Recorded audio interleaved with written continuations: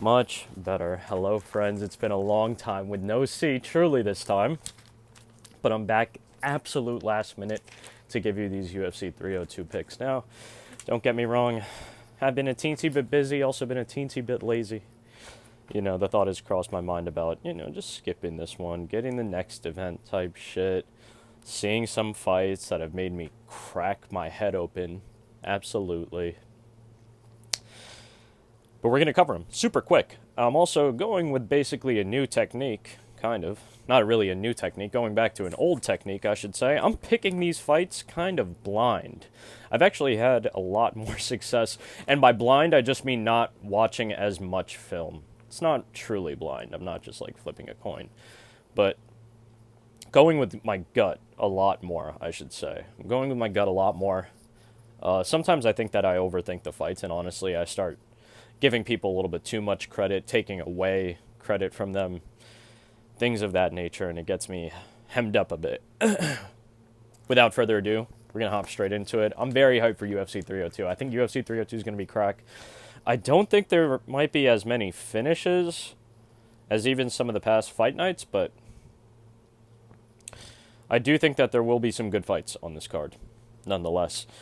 First fight of the night, early prelim opener of Andre Lima versus Mitch Raposo. Now, Andre Lima, you might remember him as the dude who won his debut against Luis Severino by disqualification via bite. He was the dude that got bit, got the tattoo of it. Dana White threw him a little bit of extra bread for that. I like Andre Lima, man. We'll talk about Mitch Raposo in a second, and we're not going to go into as many physical stats or anything like that. I will mention records. Maybe I'll mention physical stats if I feel like it's worth mentioning, but Andre Lima is 8-0. He's 1-0 in the UFC. His one win being what I just mentioned, that disqualification win. What I want to say about Andre Lima and really why I'm picking him in this fight, he was slated also to fight I think a couple other opponents, and they all fell out. Mitch Raposo has taken this fight on short notice, notable short notice. Andre Lima also missed weight, if I'm not mistaken. I think he came in around like 130, really.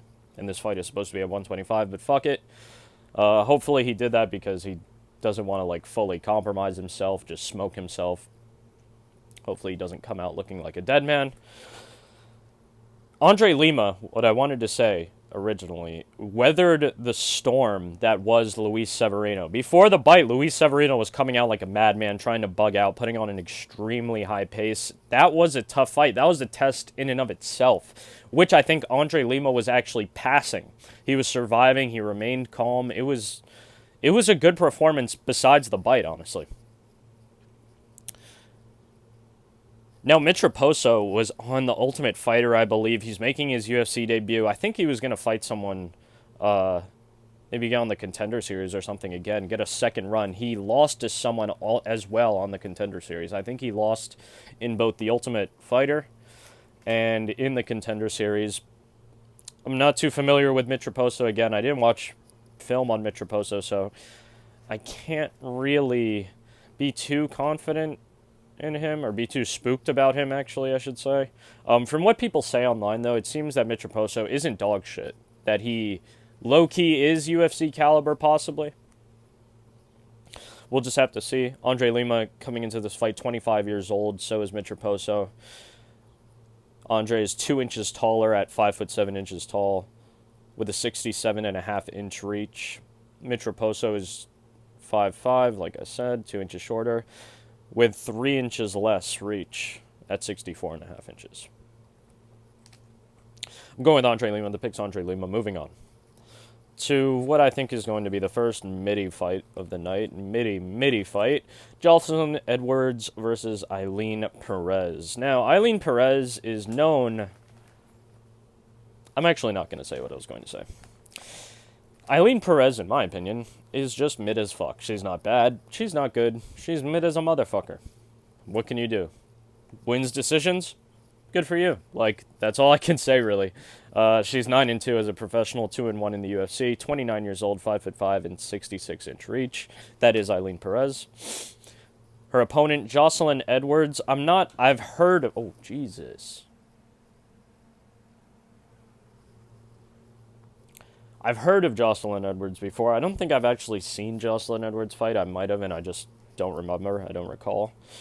Coming into this fight at 13-5, 4-3 in the UFC, 28 years old, 5'8", 70-inch reach. So actually a notable size advantage, it would seem, for Joselyn Edwards. And from what I was seeing on paper, I think Joselyn Edwards, even though I don't remember seeing her fight, probably has the upper hand in terms of striking over Ailin Perez. If I remember correctly, in Ailin Perez's last fight, she won, but she was low-key getting pieced up a teensy bit. Like, she was controlling people with controlling the chick with takedowns or some shit, but she was getting pieced up on the feet. Either way, I'm going with Ailin Perez. I do think that Ailin Perez will be able to do kind of the similar thing that she did in her last fight. Just weather the storm of striking and then be able to take down and control the fight to a calm, unanimous decision, maybe a split decision. Mid as fuck. She'll probably shake some ass at the end, and it is what it is. Moving on to an interesting fight. Mickey Gall versus Bassil Hafez. Now, Bassil Hafez, you might remember him as the dude who stepped up out of nowhere to face Jack Della Maddalena on short notice. And he actually held his own somewhat, as in he didn't get finished. He didn't get put in a highlight reel. He fought back, showed a lot of grit,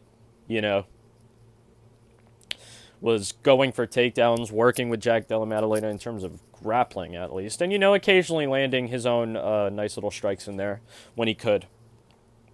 He did end up losing that fight, but for your debut, Jack Della Maddalena is a very, very tall order. So a lot of people give him grace for that. I give him grace for that a little bit too, actually. He is coming into this fight 8-4 with a draw, 0-1 in the UFC. 32 years old, 5'11", and a 72-inch reach for Bassil Hafez. I think it's Bassil.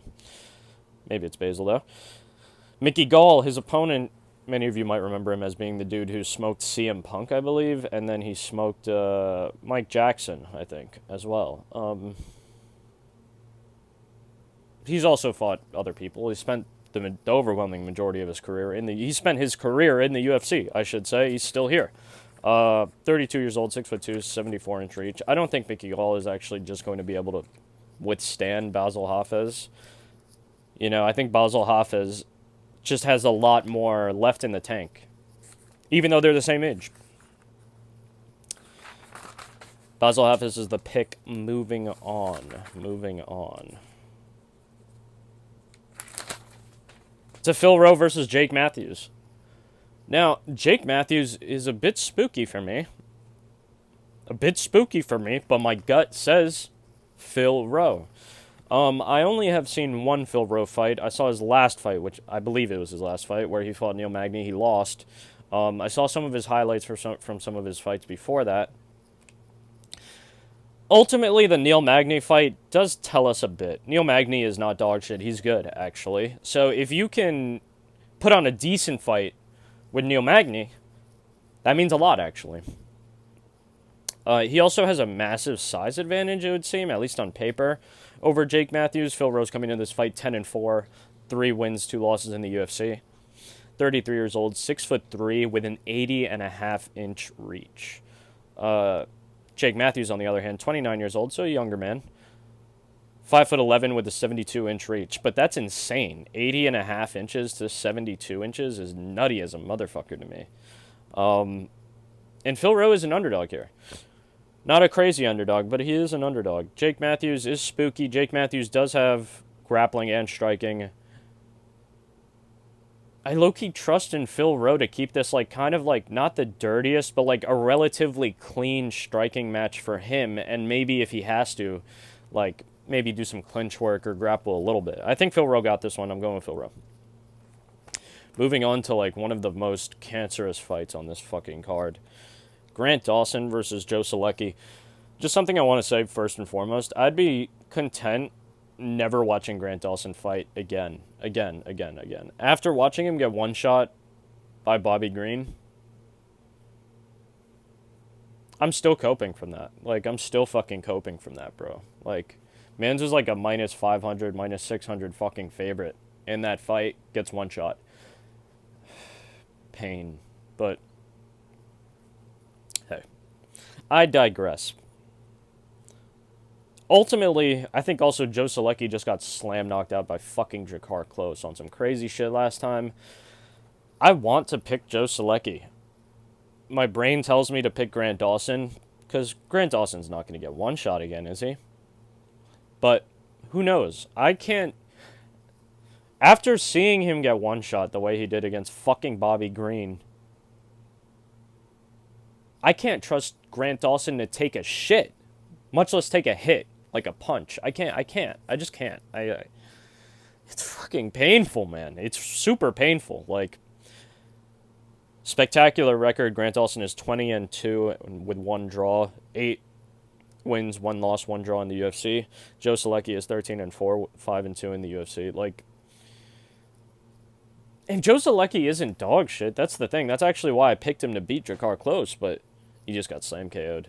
I do think that Joselyn is going to try to grapple here. I think Grant Dawson is maybe equal to him in grappling. Am I about to pick Joselyn and switch up? My initial pick is Grant Dawson. I got to go with this. Like, I think Grant Dawson wins this one, you know. Hopefully the Bobby Green shit was just a fluke, but what do I know? God damn it, man. All right, we're going with Grant Dawson. I might pick Grant Dawson, but I honestly might bet a little bit on Joselyn, because fuck Grant Dawson for real. Moving on. Grant Dawson is the pick, though. Jailton Almeida versus Alexander Romanov. Jailton Almeida is nice. You can say he's boring. He is nice. He is, albeit a bit one-dimensional. He is nice. You know, he's nice at what he does, even though he got exposed in his last fight. Quick turnaround from that as well. That should be noted. Man got TKO'd by Curtis Blades. Like, that's not just some shit you can write off, but he's writing it off. Alexander Romanov fights like a gorilla, low-key. Or used to, I should say. Kind of had his style changed up against his will, but fuck it. There is a chance that Alexander Romanov, I guess, lands in a quick flurry of blows on Jailton Almeida, puts him out. I do think Jailton's going to wrestle with him, maybe take him down, and just control him to a unanimous decision. This fight got moved down the card, and I think that's why. Like, they're anticipating that this fight is going to be kind of mids. Maybe it's crazy. I think it's going to be kind of mids. I'm going with Jailton Almeida, though. Again, though, some of these odds I feel like are also wide as a motherfucker. Like Grant Dawson versus Joselyn. After losing like that, Grant Dawson can never be that heavy of a favorite ever again. Like, ever again. It's rough, man. It's fucking rough. My point being, you might have to sprinkle something on Alexander Romanov type shit.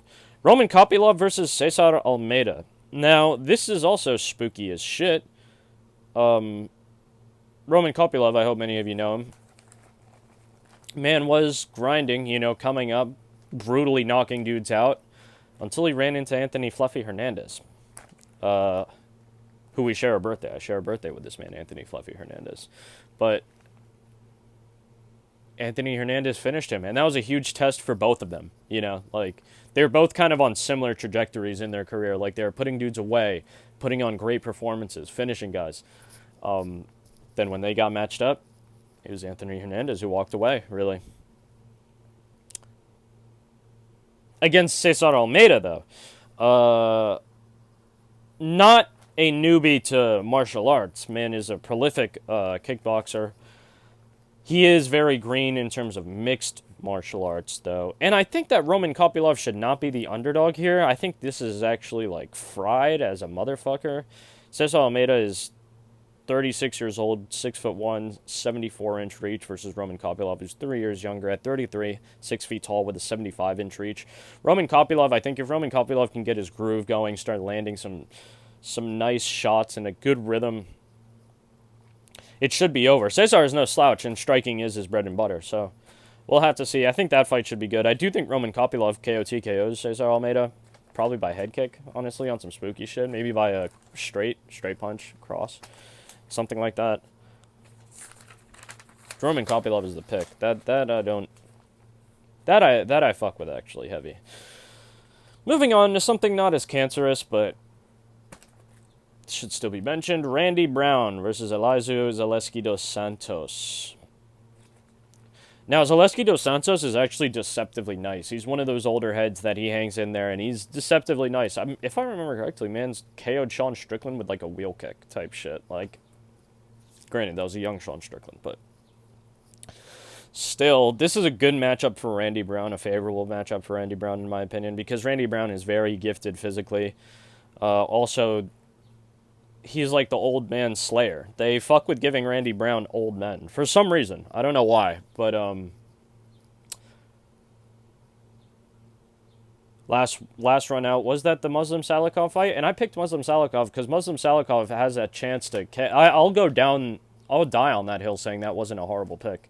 And I don't think Zaleski dos Santos is a horrible pick here either, for real. Randy Brown could 100% get caught up in a moment of his own making where he feels like he's elusive as fuck. He's weaving, drops his hands a little bit, tries to dodge, and then he just gets cracked, flushed, laid out. Like, I can see that happening calmly. And in fact, I'm scared that that's going to happen because I'm fucking picking Randy Brown. I'm picking Randy Brown to win this fight. He might finish Zaleski dos Santos. He might. Maybe not knock him unconscious, but TKO him possibly. After, on like a nice little counter sequence. That could happen. That could definitely happen. I'm going with Randy Brown, man. No more on that one. Moving on to Nico Price versus Alex Morono. This one I think is relatively simple, actually. You got to go with Alex Morono. Alex Morono has looked decent recently. Nico Price has not.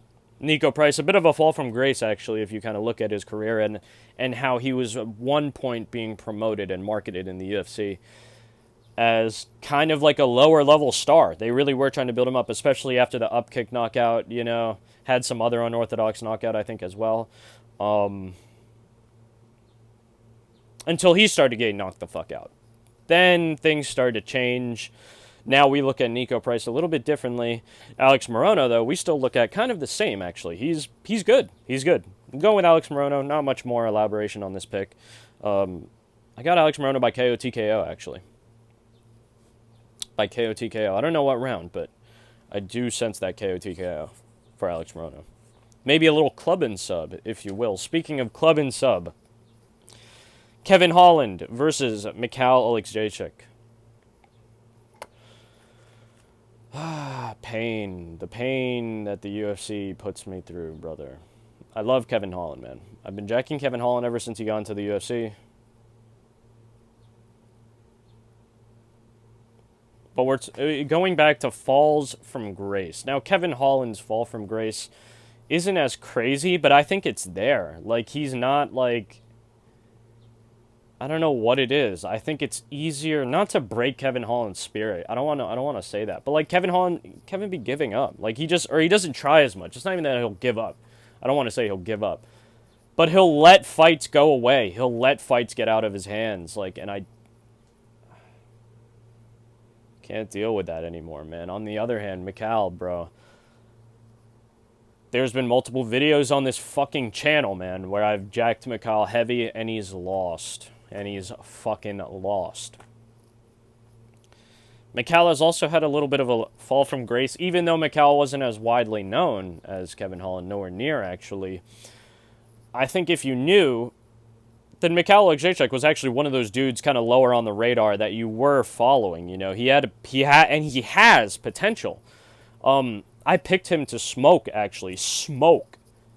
Michel Pereira. Michel Pereira has fucking ascended, though, himself, and has been smoking everyone.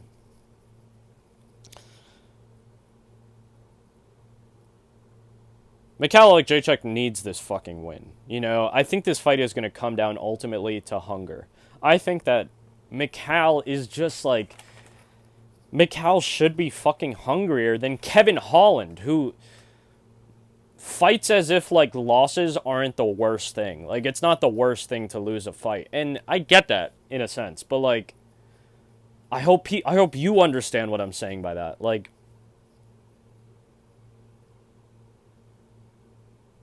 the loss is acceptable. Not acceptable. I don't want to say that. I don't want to put that on the man. I don't want to put that on any professional fighter. But I hope you can kind of get to what I'm hinting at with this man, Kevin Holland. I think Mikal is just going to have that hunger. He wants to bounce back. Mikal needs to fucking bounce back, bro, because Mikal is not a star. If Mikal loses this one in devastating fashion, like he lost against Michel Pereira, he might be out. He might be out of this motherfucker. He might be out of the UFC, for real, even though he's all right. Like, they might be like, yo, just, grind a little bit more and then come back. Like, they might actually tell him that. If Kevin Holland loses this fight, and maybe even his next one, he's probably still chilling in the UFC. Probably. This fight, I'd be willing to bet that he's still chilling. But maybe even 2 fights. If he loses 2 more fights in a row on a 4-loss streak, Kevin Holland is probably still chilling in the UFC, bro. Like, you have to admit that. My initial pick was Kevin Holland, but fuck it. I'm switching him, man. I'm going with Mikhail Jacek. I want Mikhail Jacek to do well, bro. I want him to actually do what I think he's capable of doing. Show people the potential he has. This fight, again, like, it's kind of the opposite of the Phil Rowe fight, where I'm going with Phil Rowe, who is the underdog, because he seems like he has equal skill and is physically gifted. Kevin Holland is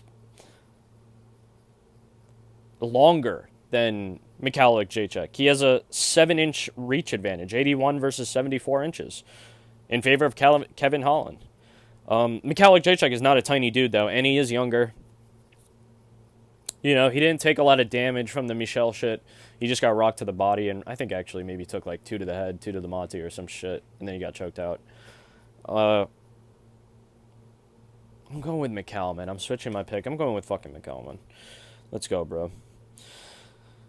It sucks to go against Kevin Holland, honestly. But I picked Kevin Holland to smoke Michael Venom Page. That was like another... That's one of those picks that just has you feeling like, what the fuck, man? Like, moving on. Sean Strickland versus Paulo Costa. I'm going with Sean Strickland. I think Paulo Costa is actually he has a dangerous style for a dude like Sean. Similar to Dreykus, maybe less grappling, but like in return, more striking and more dynamic striking being thrown towards Sean. I think Sean's going to level, like he's going to, be able to handle the storm, ride it out, set the pace, and it's going to be a Sean Strickland fight type shit. Like, people might be expecting Sean to go nutty, go absolutely crazy, make it a war. No, I think Sean is just going to calmly win, Maybe he'll finish Paulo, maybe not. Not expecting to see any grappling other than purely defensive from Sean. Not expecting... Maybe there might be a little bit of offensive grappling coming from Paulo, but who knows? Some of the strikes that Paulo was throwing versus Robert Whittaker were deadly, man. They were spooky as fuck. Had Robert tweaked a little bit. But Robert took him. Let's see if Sean can take him. I think Sean does. Moving on to the main event. Damn, we flew through these, I think. But also, blind picks, less to talk about, less bullshit. The main event, Islam Makhachev versus Dustin the Diamond Poirier.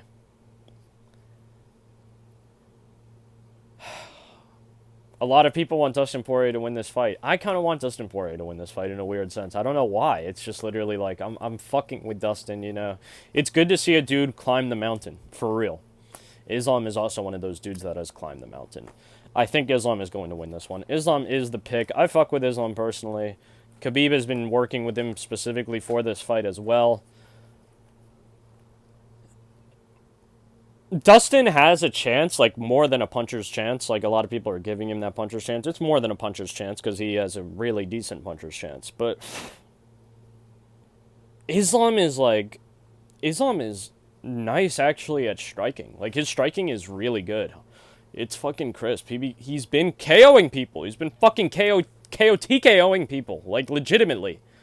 He's brought these two styles together. He's brought high-level striking and extremely high-level grappling together. It's crazy, man. It's truly a sight to behold. I think Islam takes this one But Dustin maybe knocks out Islam and changes MMA history for a little bit. Like, who knows? Who knows? I want to include something. I'm not going to include it in the editing. I might include this in the recap video. And there will be a recap video for this one. I might include it in the recap video, but there was a spooky-ass fucking thread that I saw on Tapology where some dude had, like, a terrifying trend that he discovered of whenever Paulo Costa fights on, like, co-main events, not for a title himself, the champion in the main event loses.